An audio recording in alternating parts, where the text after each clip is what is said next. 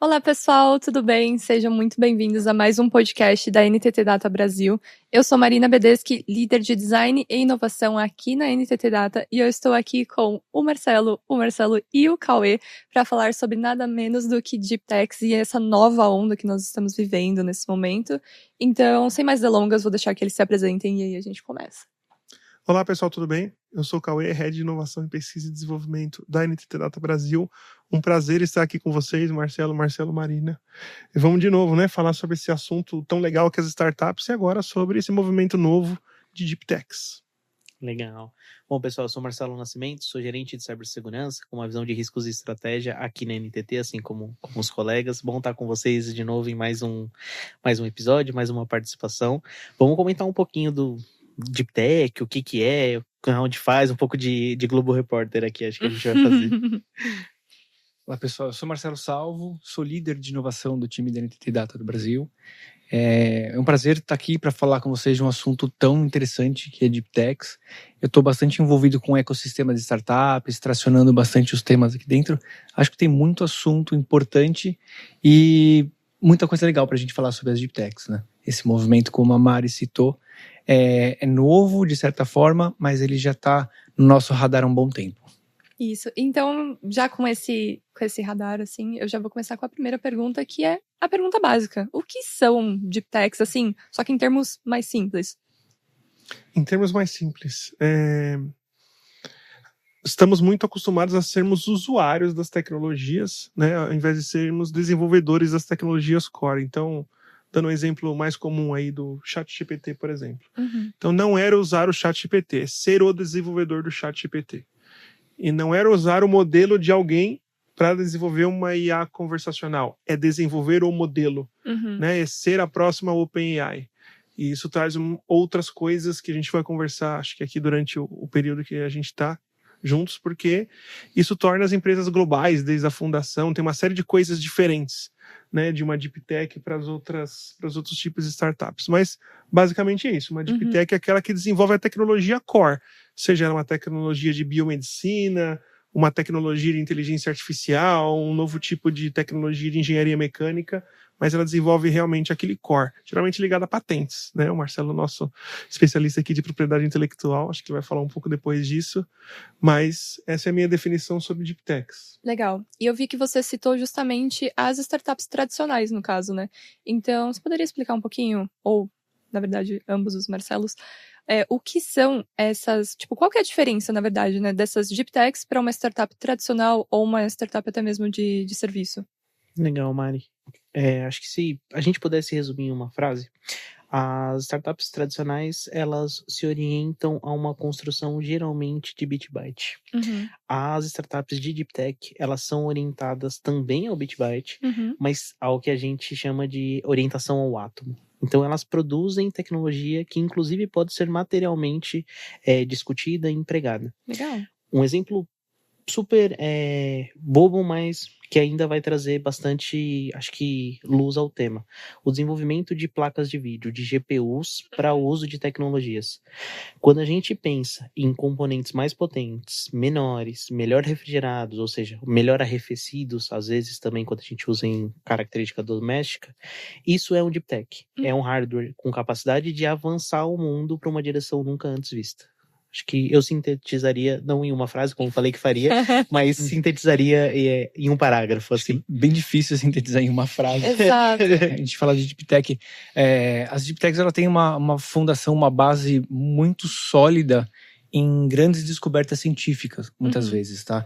Então, diferente de uma startup tradicional, que a gente já conhece, convive mais facilmente aqui no ecossistema, que está voltada a uma solução de serviço, resolver um problema já conhecido. Então, ela tem uma capilaridade muito menor, porém ela tem uma complexidade maior. Ela vai realmente a fundo em um tema e desenvolve com uma complexidade que a gente não está tão acostumado no mercado. Então, a Deep Tech, ela vai muito no meio acadêmico, ela vai atrás do científico para trazer isso e materializar como uma inovação.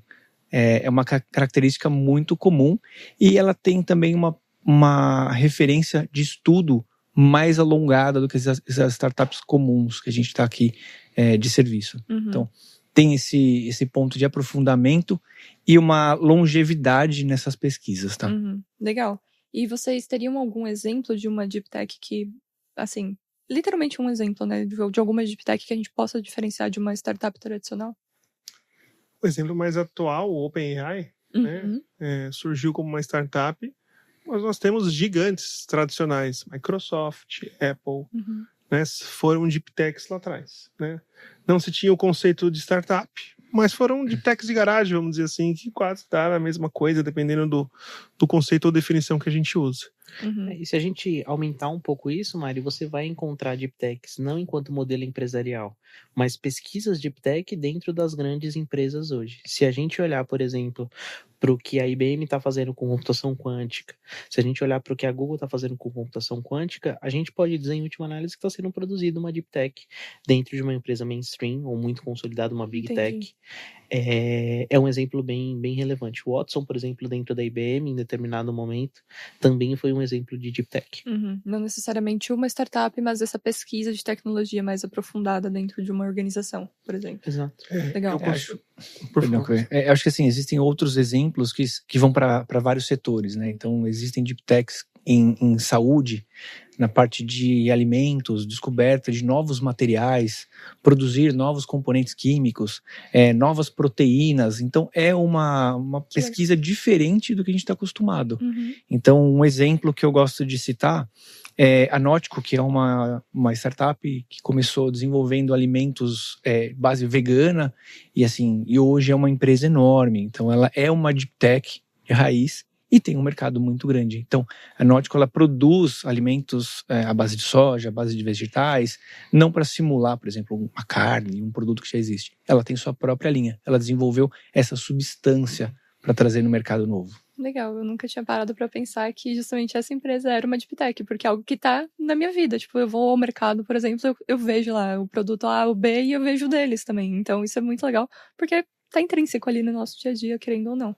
O ponto que o Marcelo Nascimento tocou é muito bom, porque as startups não estão sozinhas quando a gente fala em Deep Techs, né? As empresas grandes também estão por aí.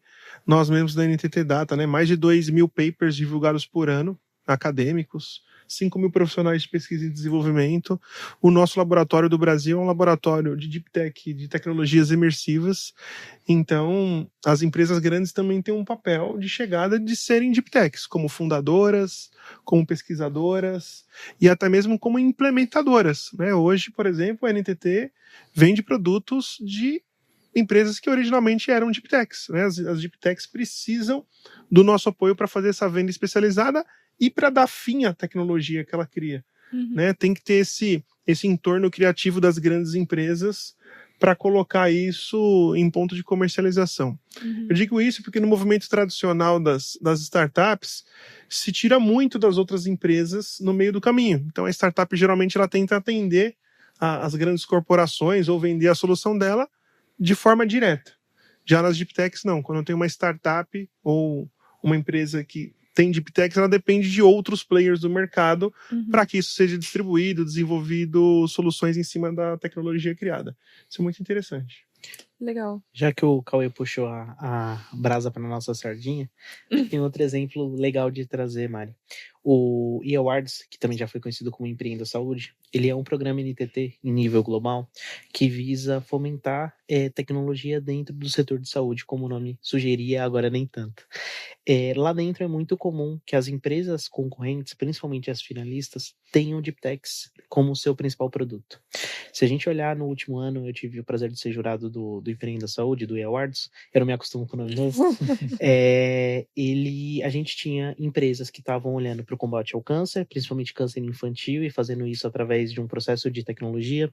A gente tinha monitoramentos para crianças autistas, a gente tinha imersão para atendimento de crianças autistas através de utilização de realidade aumentada e realidade virtual sem utilizações de óculos, ou seja, através de projeções. E todo esse processo eram, nesse caso do eAwards, startups, sim, mas elas também se materializam em empresas grandes. Eu queria só dissociar o conceito de tecnologia profunda ou de Deep Tech ao tamanho da empresa que está. É extremamente comum que a gente tenha as startups liderando isso porque são empresas que têm o P&D dentro da sua veia, da sua concepção, mas não é necessariamente isso. Então, quando a gente pensa em Deep Tech, a gente geralmente vai estar falando de startups, mas não necessariamente, mas a gente sempre vai estar falando do avanço de um campo científico muito forte e muitas vezes de um conhecimento científico acadêmico muito potente atrelado a essa pesquisa, a essa descoberta, a esse novo produto, essa nova funcionalidade. Não, muito bacana. E visto que, por exemplo, você citou o We Awards como um programa internacional, qual que é a visão que vocês têm sobre as Deep Techs, assim, em outros continentes, por exemplo? Então, vamos por Europa, América do Norte, enfim, como que tá essa polarização, assim, das Deep Techs? O legal das Deep Techs é que elas nascem globais. Ninguém vai fundar uma Deep Tech para atender só o Brasil, porque a solução tecnológica está dada, mas o fim para aquilo não. Então, é um movimento grande. A gente tem um movimento grande de startups na África também agora. Então, na África, o movimento de startups de serviço e de Deep Tech está nascendo junto. É muito legal. O continente africano está começando a se movimentar em torno da inovação tecnológica por startups, né? Então, existe uma série de movimentos. Pesquisem depois aí, galera. Tem uma série de iniciativas em diversos países da África de startups, principalmente de Deep Techs. Então eu vejo que é um movimento que é uma tendência global, ele ajuda a distribuir renda, oportunidade, enfim, traz prosperidade para aquele mercado que teoricamente não necessariamente estava ligado até aquela tecnologia no começo.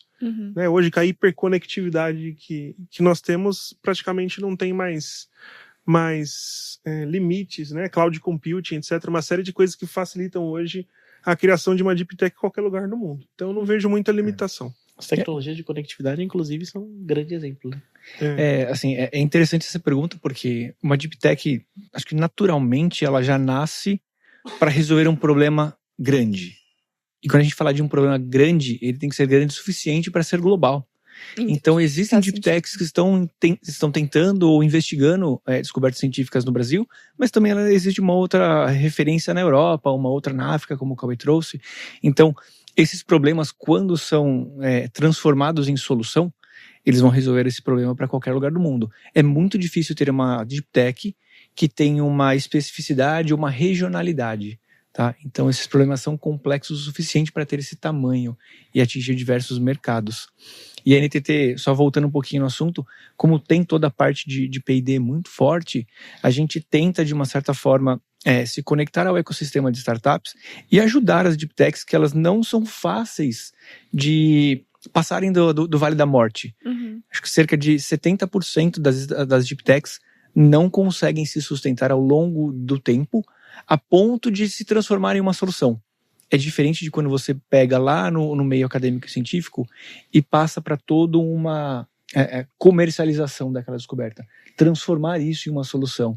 Então a gente tem um pouco desse papel de ajudar no caminho para transformar isso em um potencial de mercado. A descoberta pela descoberta, ela não vai trazer retorno de investimento, ela não vai atrair essa competitividade. Tem que passar por uma transformação. Nosso papel é muito conectado com isso. Você perguntou um pouco da geografia das Deep Techs, aí eu estava pensando aqui, que tipos de Deep Techs tem em cada lugar? Eu acho que aí faz sentido a gente pensar um pouco de geografia. Aqui no Brasil, por exemplo, temos um histórico muito grande de ter bons profissionais de pesquisa de saúde, da área médica. Consequentemente, ótimas Deep Techs.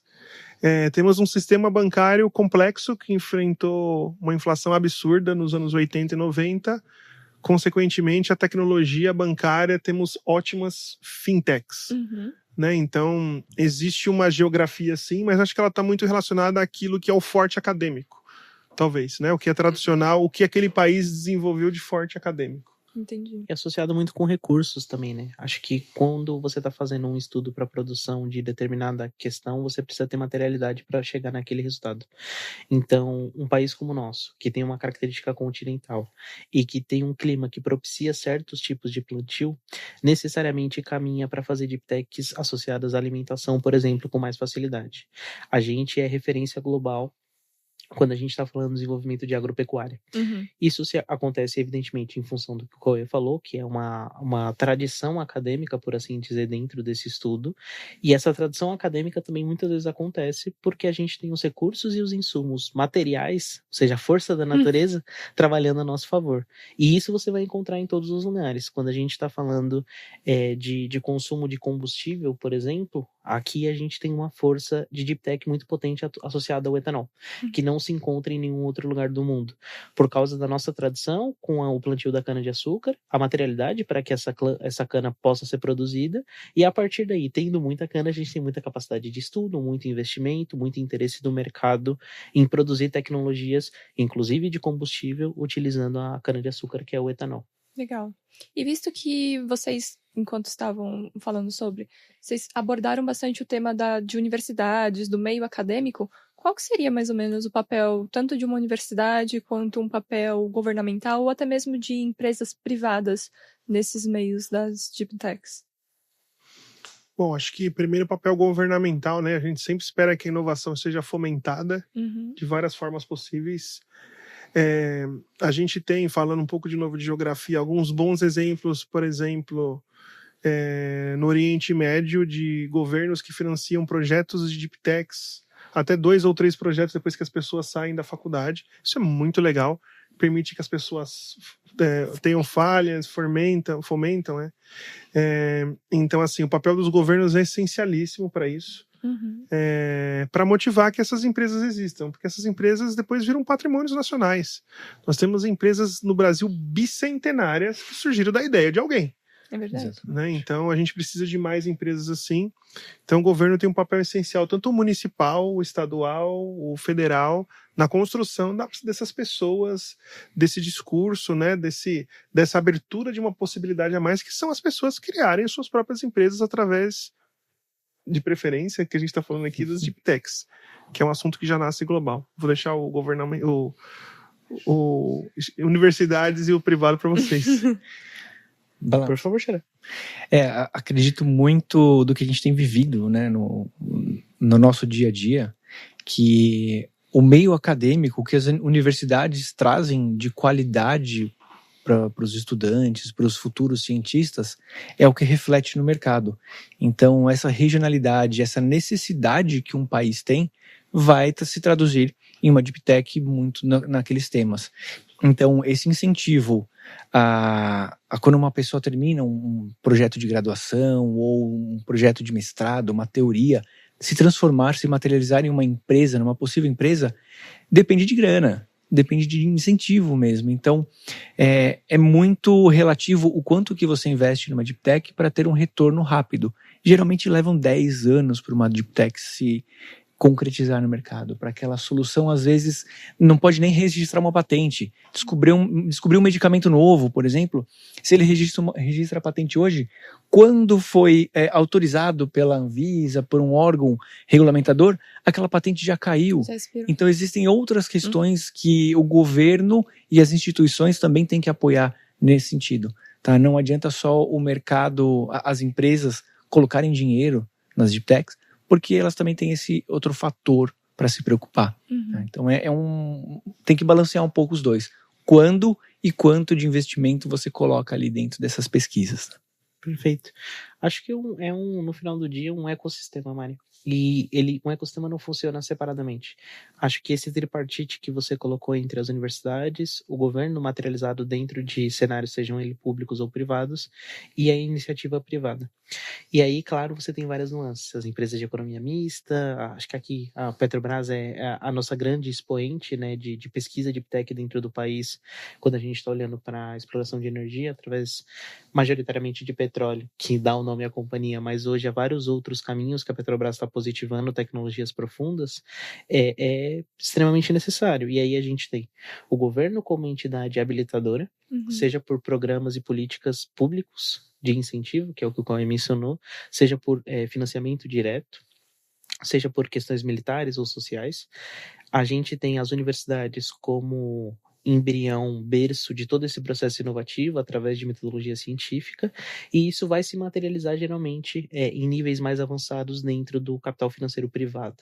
Então, acho que cada uma, à sua maneira, contribui para esse ecossistema e acho impraticável que a gente tenha inovação, porque no final do dia, tecnologia profunda é tecnologia inovativa, sem que algum desses órgãos funcione de maneira adequada. Então, cada um no seu quadrado, por assim dizer, contribui bastante. De forma complementar, né? A gente estava até comentando outro dia que acho que a descoberta que você falou, Marcelo, a descoberta é feita na universidade e a inovação acontece depois da iniciativa privada. Exato. Né? Geralmente esses dois papéis são a jornada normal do que acontece, né? É bem isso, né? Então, tem a pesquisa, tem a descoberta, ela passa por um ciclo de vida dentro do meio acadêmico, só que muitas vezes não tem força para ir no mercado, né? A descoberta pela descoberta, ela não vai para frente. Então, quando chega no mercado, ela vira uma inovação de fato.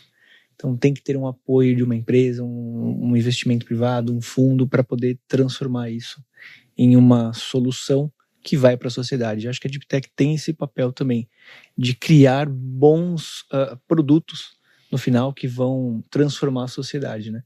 Desenvolvimento de hardware, desenvolvimento de medicamentos, de novas matérias-primas, novas partes químicas. Ela tem uma abrangência muito grande para converter em benefício para uma sociedade como um todo. Agora, saindo um pouco desse panorama global que a gente abriu e voltando um pouco mais para o Brasil, quais são os principais desafios que vocês veem para as Deep Techs, assim, realmente empreenderem aqui no Brasil? Chegou a nossa hora, chegou a hora do Brasil fundar Deep Techs, gente. Mas o principal desafio que eu vejo, assim, as Deep Techs, elas exigem muito o que a gente chama de investimento paciente. Né, como o Marcelo falou, demora um pouco mais para converter, para ter esse retorno. Esse investimento paciente e inovação, ele não tão fácil de ser achado para o Brasil. O Brasil, em termos de região para investimento, é uma região que não tem uma graduação tão boa, né, mundialmente. Então a gente precisa mudar um pouco esse panorama e trabalhar bastante da confiança. Né? Como é que a gente vai criar um cenário de confiança onde o investidor interno e externo vai investir no Brasil, porque o nosso investidor interno ele pode investir fora também, né? A gente está falando de Brasil, mas de uma coisa que é globalizada. Então, como é que eu atraio esse dinheiro do investidor externo que está fora do Brasil e eu retenho o interno? Então, para mim, é criando essa confiança para ter esse investimento paciente. Esse investimento realmente faz diferença. Legal. E visto que, por exemplo, o Marcelo ele citou alguns exemplos já de algumas Deep Techs, assim, de algumas linhas de pesquisas das quais as Deep Techs brasileiras podem seguir, teria alguma que vocês falam, putz, realmente o Brasil tem destaque, tem o maior potencial na Deep Tech, assim, de tal segmento, por exemplo? É interessante, Mari, porque veja, as Deep Techs, elas tendem a existir em função de um problema de alta complexidade. Isso é o principal. E a gente sabe que, apesar do nosso país ter as suas maravilhas incontestáveis, problemas de alta complexidade também existem. Países continentais, eles têm problema de comunicação e logística. Isso somos nós, Rússia, China. Via de regra, é um problema em função da materialidade que a gente vive, do tamanho do nosso país. Então, isso por si só é uma oportunidade de inovação de uma hard tech.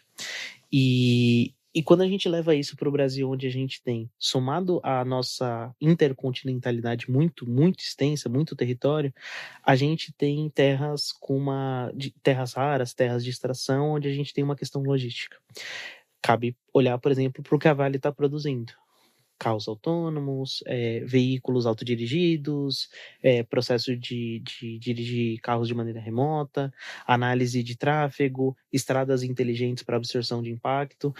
Tudo isso são tecnologias hard techs, deep techs, que estão sendo empregadas hoje no nosso dia a dia pela materialidade. Mas hoje, dentro do cenário, se eu tivesse alguns milhões para colocar, infelizmente não é o caso, ao contrário do Salve do Cauê, a minha vida ainda não está tão boa. Ele que está falando. Eu acho que o caminho do país vem se positivando em função do agronegócio. Legal. Acho que a gente tem empresas com uma potência alimentar muito grande, tanto para o mercado interno quanto externo. A China é um consumidor, e a China, a Rússia e os Estados Unidos, que são as maiores potências econômicas, são consumidores do que a gente produz aqui dentro, de alimentação. Então, se eu tivesse que apostar em grandes inovações com o meu dinheiro, certamente eu colocaria essas grandes inovações no agro. Mas, olhando para mineradoras, eu acho que a gente tem uma potência muito relevante.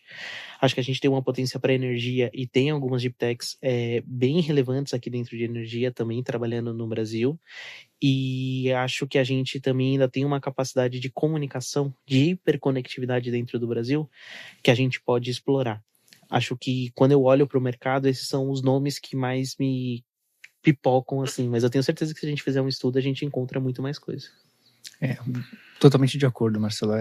O agro é um dos que eu ia citar, porque, dada a nossa geografia, a extensão territorial, a grande produção agrícola como um todo, tem um mercado enorme. E o legal de ter um mercado enorme é que a gente tem grandes empresas onde as startups de deep tech podem dar vazão a essa tecnologia. Elas já têm meio caminho andado para quando aquela tecnologia ter uma maturidade. Então ela tem que trabalhar para avançar a tecnologia, atingir a maturidade dela, e ela tem trilhas no mercado. Então ela se aproxima de uma grande empresa que já tem uma estrutura com uma base sólida dentro do país, e isso alavanca muito a solução que ela tem. Então é um caminho que já está um pouco trilhado, tem que ir galgando aos poucos e trazer isso para dentro da cultura. Muitas vezes, por serem empresas grandes, elas não têm essa cultura de conhecer as deep techs ou ir atrás dessa solução. Elas às vezes esperam ter aquele boom no mercado e falar, poxa, por que eu não olhei para isso antes? Então as corporações têm que estar perto da deep tech, têm que acompanhar esse movimento de mercado, porque quem descobre, quem aplica aquilo primeiro, a gente sempre fala, sai na frente. E de fato é um diferencial muito grande para o mercado. Então tem que aproveitar a deep tech e o caminho que já está ali pavimentado, boa parte, sabe? Então, eu gostei que ambos vocês citaram a parte dos investimentos e das corporações, e é justamente a nossa próxima pergunta, que é o que os executivos e as empresas tradicionais ganham ao se aproximar dessas deep techs? Então, quais são as vantagens, as diferenças, assim, qual que é o output disso? Bom, acho que tocar a inovação antes que ela vá para a produção é uma vantagem absurda, né? A gente consegue planejar nosso negócio, entender aquilo que está por vir. Então, minimamente as empresas que estão, de alguma forma, liderando ou competindo pela liderança no seu segmento, olharem um pouco para essas tecnologias que vão transformar ou potencializar seus negócios. E aí, sem expectativa de ter um retorno no começo, né? Um retorno mais a longo prazo, mas que elas precisam conviver com essas tecnologias. A gente, nos últimos anos, com o nosso laboratório de tecnologias imersivas, né? A gente tem feito isso muito com os nossos clientes. Vem aqui um pouco conviver com a tecnologia. Vamos fazer um business plan? Vamos, mas depois que vocês conviverem com a tecnologia, para vocês descobrirem qual é o negócio de vocês, depois que vocês observarem ela sendo aplicada. Então, geralmente, durante a aplicação de uma tecnologia vinda de um conceito de deep tech ou de uma deep tech, a gente descobre para que ela serve durante a jornada, né, de contato com a tecnologia e não de forma antecipada. É muito difícil descobrir o que fazer com alguma coisa antes de ter o contato com ela, tá? Então, fundem laboratórios dentro das empresas de vocês, se aproximem de quem tem esses laboratórios, das startups. Nós estamos aqui no Cubo hoje fazendo essa gravação que está investindo muito em deep techs. Se aproximem para ter esse contato. Eu acho que é o primeiro passo. Tá, e justamente nesse ponto, desculpa, Marcelo, como que a gente pode, como as empresas podem colaborar com essas startups? Bom, existem de diversas formas, né? Venture Capital, Corporate Ventures, simplesmente investindo em produzir alguma prova de conceito ou prova de valor, conteúdo, simplesmente ouvindo um pitch do que essa startup pode trazer. A gente tem aprendido muito com as startups. Exato. A gente falou com muitas startups, deep techs aqui semana passada de biotecnologia, né? Aprendi a montar uma proteína semana passada. E a gente aprendeu. A palavra que a gente mais fala é aprender. Então, existem diversas formas que os hubs de inovação oferecem e que nós, empresas que fazemos pesquisa e desenvolvimento, também oferecemos. Principalmente essa parceria para ter o primeiro contato, para desenvolver essa maturidade, essa consciência sobre o que é aquelas tecnologias, né? Exato, eu ia comentar, você perguntou do ganho, né, para as empresas, para as corporações. Nem sempre vai ser um retorno do investimento diretamente. Então, ter esse primeiro contato, conviver com uma nova tecnologia, conviver com temas que não estão no dia a dia da empresa, tem uma relevância muito grande de conhecimento, porque quando aquela tecnologia estiver madura o suficiente, você já conviveu. Você já está próximo daquele cenário. E a gente, dentro das nossas metodologias de inovação, trabalha muito a parte da educação com o nosso cliente. Como que a gente vai levar e ensinar a parte dessas tecnologias para eles. E o outro ponto que eu citou que eu acho muito legal a gente tem um papel também de aproximar através de programas de inovação, através de criar programas de desafios, buscar o que a empresa tem de deficiente para a gente encontrar uma startup, fazer esse matching, né? Encontrar como que a gente vai gerar esse ponto de apoio. E a NTT como consultoria tem essa raiz. A gente busca essas soluções e é um ganha-ganha, todo mundo evolui. Mesmo que a tecnologia depois não vá para frente ou não der certo, saiu benefício para todo mundo. É uma das formas que as corporações tendem a ganhar participando desse ecossistema. É o jogo, às vezes dá certo, às vezes não dá certo. Mas é isso, né? Geralmente tem que ir lá e pôr o skin in the game, né? Tem que entrar mesmo pra sentir na Geralmente pele. não dá certo financeiro, mas a construção de conhecimento fica. Não, e acho que no final do dia, ainda bem que a Blockbuster e a Xerox existem. São lembretes muito potentes e perenes do que acontece quando a gente ignora a inovação bater na porta, a disrupção bater na porta, as tecnologias profundas bater na porta. Acho que, sendo um outsider, né, aqui a gente está com um grupo de inovação e eu sou o único que não faz parte do laboratório de maneira propriamente dita. Sempre que eu penso em inovação, em reinvenção, em pesquisa, eu penso em chegar na vanguarda se você não está lá, ou manter-se nela se você está, o que é ainda mais difícil. Porque incorporar uma lição Apple, né, de canibalizar seu próprio produto antes que outros o façam. Então, todo esse processo de pesquisa, de incentivo, de trazer capital no final do dia, que foi o que o Cauê citou de exemplos ali, ele tem uma potência e uma capacidade executiva que, se ignorada, pode significar o fim de uma grande corporação ou, pelo menos, a queda nos rankings. A gente consegue observar, por exemplo, a Pfizer, que faz isso muito bem, que consegue estar sempre se atualizando, descobrindo novos medicamentos, garantindo que as empresas de tecnologia profunda do mercado estão gerando o que ela precisa para se manter como um dos players mais relevantes. Acho que todo mundo viu uma pesquisa de tecnologia profunda em tempo de Covid. A gente, no final, tinha uma tecnologia... Acompanhamos em tempo real, foi a primeira vez. que precisava ser feita, e ao contrário do que se espera, onde a gente costuma ser paciente para desenvolver novas tecnologias, a gente estava correndo contra o tempo para ter uma tecnologia com uma altíssima capacidade de pesquisa e de produção de resultados e com risco atrelado muito alto que precisava ser feito no menor tempo possível. Isso só foi possível em função de todo um ecossistema de pesquisa e desenvolvimento que já era positivado dentro dessas grandes empresas. Então, acho que não existe um outro caminho, Mari. Quando você é uma grande empresa, você precisa de P&D. Se você é uma pequena empresa, você precisa de P&D para ser uma grande empresa. Se você é uma média empresa, você também precisa de P&D. Então, acho que a capacidade de inovar, de descobrir tecnologias, ela é chave para o mercado. E curioso, assim, legal a referência, porque a gente vivenciou de forma aberta, né, toda essa corrida, a importância desse investimento nas pesquisas que vieram de uma forma urgente. Então, o benefício para a sociedade, o retorno financeiro, era uma corrida de fato. Precisávamos de uma solução. Então, isso não precisa acontecer por trás dos panos, né? Fora de uma urgência. Tem que acontecer no dia a dia aqui dentro. Legal. E, assim, uma pergunta aqui, basicamente, para a gente finalizar a nossa conversa de hoje, é se vocês acreditam que o Brasil está mais próximo de ser um consumidor dessas tecnologias ou um protagonista nessa onda? Eu acho que está na hora de sermos protagonistas. Eu acho que o mercado brasileiro, ele chegou a um limite de criação de soluções, talvez. Talvez ainda tenha bastante espaço no agro, etc. Mas está na hora da gente ser o protagonista. Eu acho que chegou esse momento. A gente tem muita pesquisa científica mal utilizada no Brasil, O Brasil é um dos maiores produtores de artigos acadêmicos que podem virar potencialmente tecnologias em todos os setores possíveis. Eu acho que está na hora da gente virar o protagonista. Eu acho que a gente tem que pensar assim, essa é a minha resposta.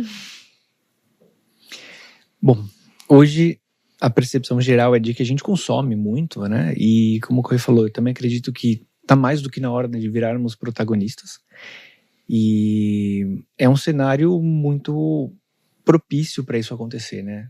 Toda a parte de investimento, apoio, as empresas estão entendendo o impacto que isso tem, e a gente tem que apoiar essa mudança de cultura, de como enxergamos a inovação, tá? Não é só inovação de serviço para acontecer amanhã, para resolver um problema que não é tão intenso ou tão profundo. A gente tem que olhar para o futuro, olhar daqui a alguns anos, então investir e ter essa cultura de que a longo prazo isso vale muito mais a pena. Acho que o caminho é o que os meninos positivaram, Mari. Acho que a gente vai ter que se encontrar com muitos desafios.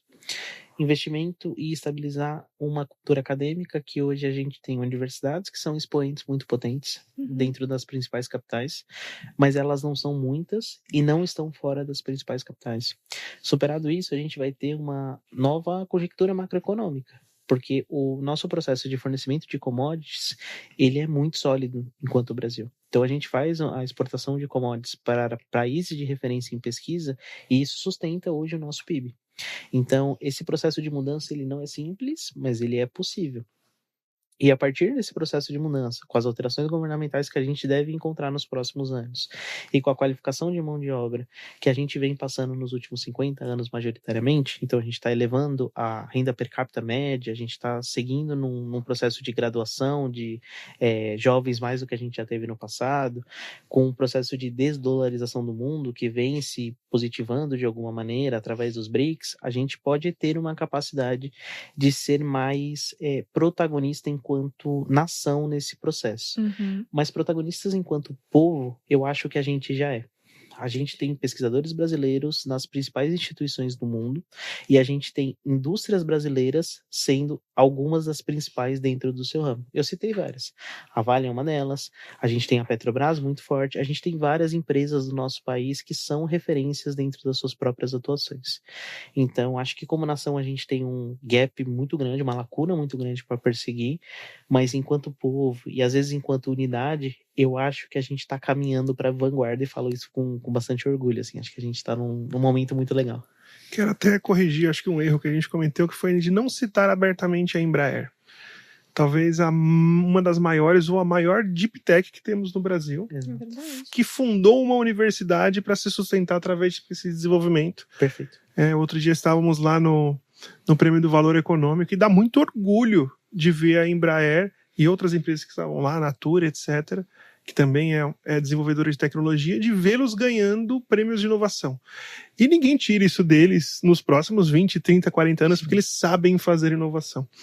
Né? Então, a indústria aeronáutica são líderes de mercado e desenvolvem tecnologia core de aviação. Né? Então, um abraço para o pessoal da Embraer, é uma empresa que dá muito orgulho para a gente, que é de pesquisa e desenvolvimento de fato mesmo. Não, perfeito. E eu acredito que é justamente com essa conversa que a gente finaliza aqui. Então, eu queria agradecer muitíssimo obrigada a presença de vocês aqui hoje. Eu acredito que foi uma conversa, assim, super enriquecedora. E pode ter tirado a pessoa de não conhecer uma Deep Tech até saber sobre o mercado. E, enfim, muito bom, pessoal. Muitíssimo obrigada de novo. E é isso. Obrigada por nos assistir ou nos ouvir. Muito obrigado, gente. Obrigado, gente. Prazer estar com Convite, vocês, prazer. pessoal. Muito obrigado. Obrigado, até mais. Tchau, tchau.